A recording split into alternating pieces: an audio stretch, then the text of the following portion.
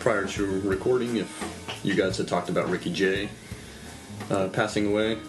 He's a magician, magician. That's how he got big, and then he was consulting on a lot of big Hollywood movies.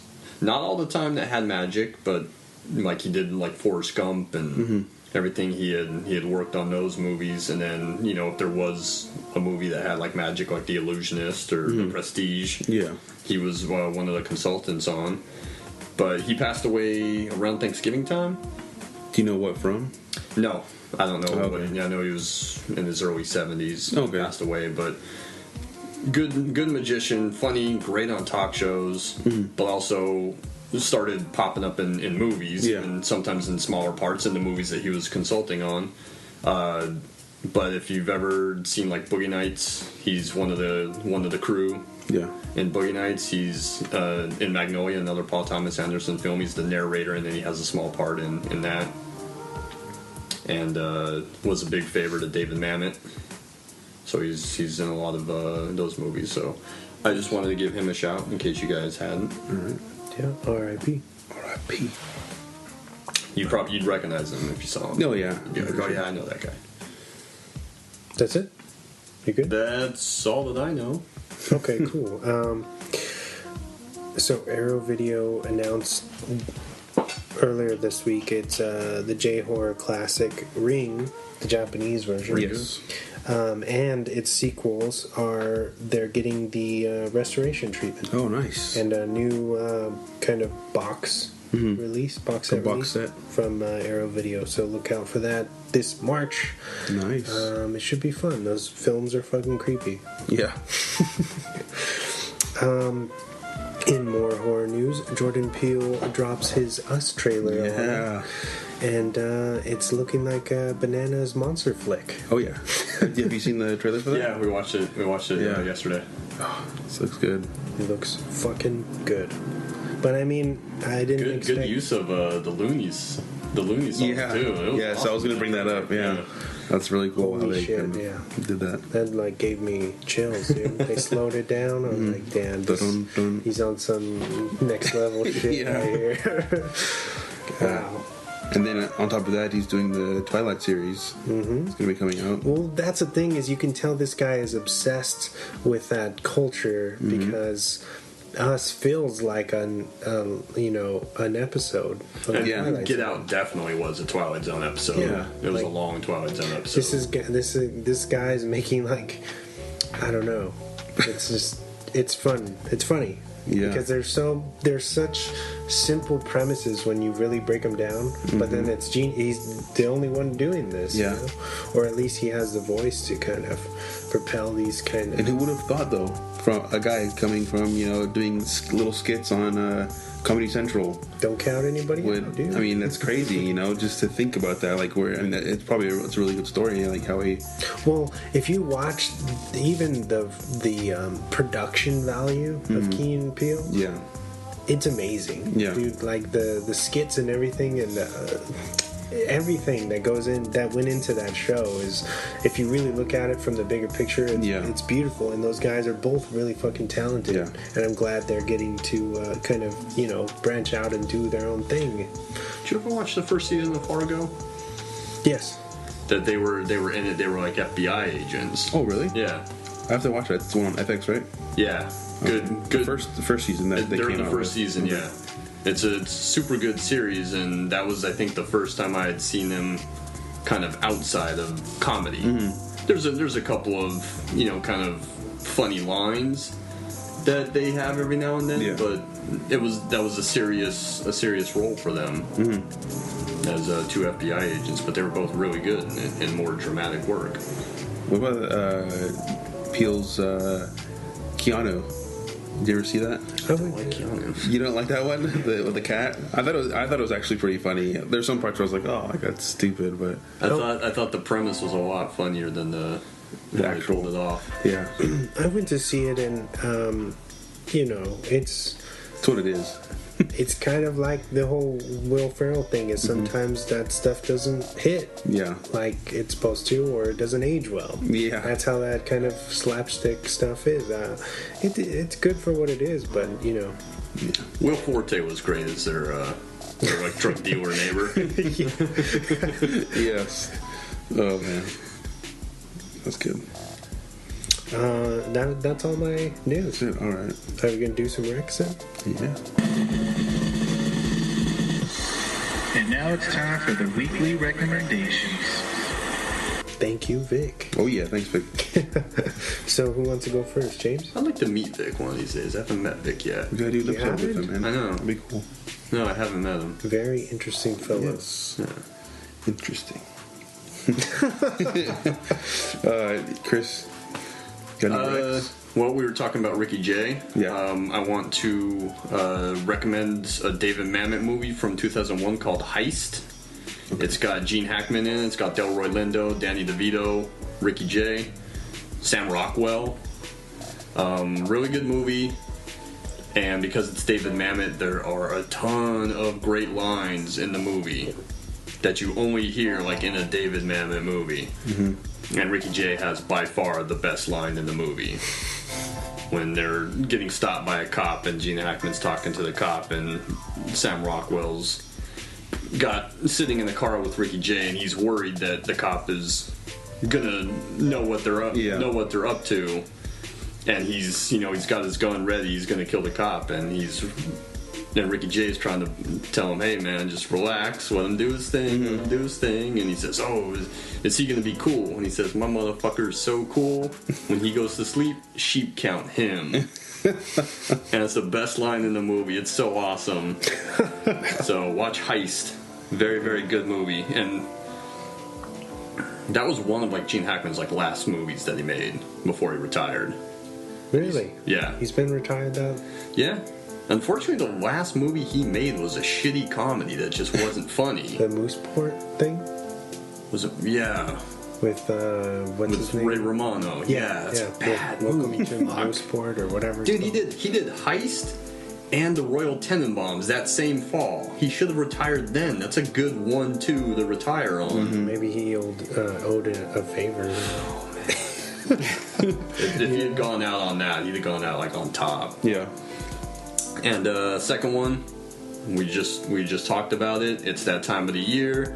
This is the last episode of the year before New Year's. Mm-hmm. watch the Twilight Zone marathon on Sci-Fi on New Year's Eve. Nice. Can't recommend that enough. What channel can they find that on? It's on Sci-Fi? That's on Sci-Fi. It's gonna vary for different. For whoever has different cable systems. Use your guide. I think it streams on Netflix. Look it up on the internet and you'll find out what channel. But Sci-Fi always plays the 2-day marathon, New Year's Eve and New Year's Day. Nice. So that's what I always do. That'll be fun. I work, so I'm gonna be watching it at work. Yeah. And then when I get home, since I work the next morning, I'll watch that till about midnight, and I'll get up for work the next day and watch it all day at work the next day. Nice. I'm surprised a fellow like you doesn't have the box set. He's like, I do. I would like to. I do, but I like to watch it on TV. I would like to, but no, just like James said, it's kind of cool just waiting for that time of the year. They do it at July 4th as well, but like New Year's Eve is like the big one. New Year's Eve and New Year's Day. It's just kind of cool waiting for that time of the year, and then just watching it in like whatever order that they play it. Yeah, you know, some of them are good. There's a few that are very bad, unfortunately. But that's one of my favorite TV shows of all time.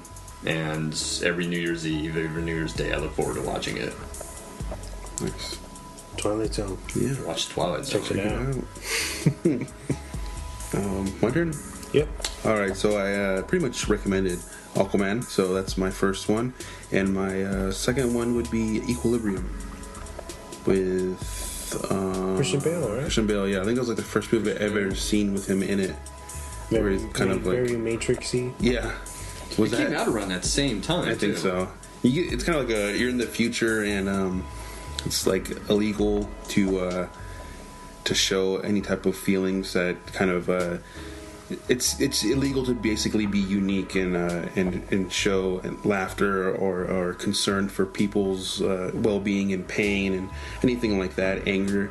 And they have these guys who are like elite soldiers or whatever that go around and hunt down these people who have refused to take these basically like this medicine that they take to kind of make everybody like not have feelings, basically. And there's a group of people who are kind of like the resistance who are fighting against this unnatural type of thing, and he kind of gets pulled into that resistance on accident by one of his colleagues in the beginning of the movie. So check it out; it's pretty cool. Where'd you watch it? It's on Showtime, I think. Okay, I want to say it is. Have you guys seen a film called Existence? The David Cronenberg movie years ago. I know it with Jude Law and Jennifer Jason Leigh. Yeah, it's another Matrix. It's another one that came out at the same time too. It's pretty cool. You should check that out. I think I will. But yeah, so those are my two. Nice. Aquaman and Equilibrium. Check it out. Cool. Yeah. So I've been a busy guy. I haven't really been able to watch too much, but I did watch the new Matt Dillon film, The House That Jack Built, I believe it's called. And you guys should check it out. It's pretty, you said a few episodes ago that people walked out of the Cannes festival because they were saying it was super vulgar and volatile and blah blah blah. The movie's all of those things, but they were right. It's good. Yeah. Granted, I watched the rated R version. I haven't seen the director's cut because it's now very hard to come by. But you should check it out. Okay. It's got it's pretty interesting. If anything, it's very entertaining and weird. Yeah. Okay. So check it out. The House That Jack Built. All right. That's the only one? Just one? That's all. Yeah, just one. Oh, like I said, that's all I. Yeah. Busy man. That's a 2 hours and 30-minute flick. Okay. Does it feel long? No. Oh, nice. No. That's the thing. Just like Chris was saying, if it moves, you don't feel it. It's fine. Blade Runner 2049, a great example. You don't feel it. Okay. Did you watch that yet? Nope, I haven't still. Come on, man. I know, man. I'll watch that. Yeah. Best movie. It's got to be an episode or something, so I have to watch it. Oh, I want to be on that episode if you guys do it. Can we do the twofer? Can we do Blade Runner and 2049? I haven't watched them back to back. Which cut of Blade Runner? Well, definitely the director's cut, but I think now there's like 3 other different there's cuts. like the final cut. The final cut. There's like a director's definitive cut. Then there's the director's cut. Yeah, whichever one I have will suffice. Yes. Not the theatrical release because that one's bad. All right. Sounds good. All right. So I guess the movie focus. Yeah. For the movies. Played Vic's little tag there. 5, 4, 3, 2, 1. And now for the movie focus of the week. Or focuses. Focuses of the week. So, where do we start this conversation off? I don't know. How do we do this? Well, what was the best movie or the movie that you liked the most this year? Is there one? I'll let you go. One that stands out among the rest that you want to start us off with? A movie that I really liked this year, I think, that kind of surprised me was Annihilation. Yes. I think that was a really good movie. Swan and I really wanted to get into one. When I went to go see it, I actually saw it in theaters, surprisingly. I was blown away by just everything that was in it. I thought it was really cool. Just the visual effects. I don't know, the whole creativity of the movie. I don't know, like, what do you guys think? Well, that's... If I had to pick a movie I liked the most this year, I'd probably go with Annihilation. There's a lot that are pretty tight, but Annihilation, because I love hard sci-fi. Yeah. definitely. Big time. And Alex Garland, who directed my favorite movie of 2015, which was Ex Machina. Okay. And I was kind of bummed that I saw it in the theater, but I was kind of bummed to realize that they only released